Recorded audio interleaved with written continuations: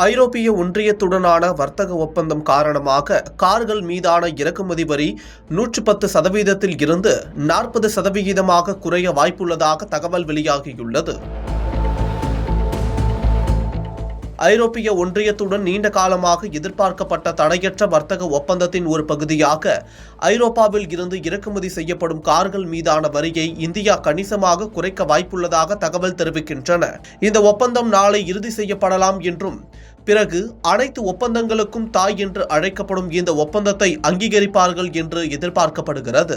சுமார் 19 ஆண்டுகளாக இழுபறியில் இருந்த இந்த ஒப்பந்த பேச்சுவார்த்தை ஜனவரி 27, 2026 அதாவது நாளை டெல்லியில் நடைபெறவுள்ள உச்சி மாநாட்டில் அதிகாரப்பூர்வமாக கையெழுத்தாக உள்ளது. இதற்காக ஐரோப்பிய ஆணைய தலைவர் உர்சுலா வான் டயர் லைன் மற்றும் ஐரோப்பிய கவுன்சில் தலைவர் அன்டோனியோ கோஸ்டா ஆகியோர் இந்தியா வந்துள்ளனர்.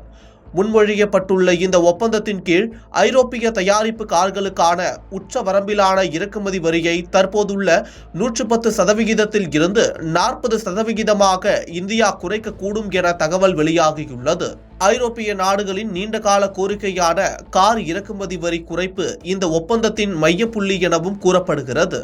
தற்போது 110% உள்ள இறக்குமதி வரி ஒரு குறிப்பிட்ட எண்ணிக்கையிலான கார்களுக்கு 40% குறைக்கப்படும் எனவும் வரும் ஆண்டுகளில் இது 10% வரை குறைய வாய்ப்புள்ளது எனவும் எதிர்பார்க்கப்படுகிறது. இதன் பயனாக BMW, மெர்சடிஸ், வாக்ஸ்வேகன் போன்ற சொகுசு கார்களின் விலை இந்தியாவில் குறையுமாம்.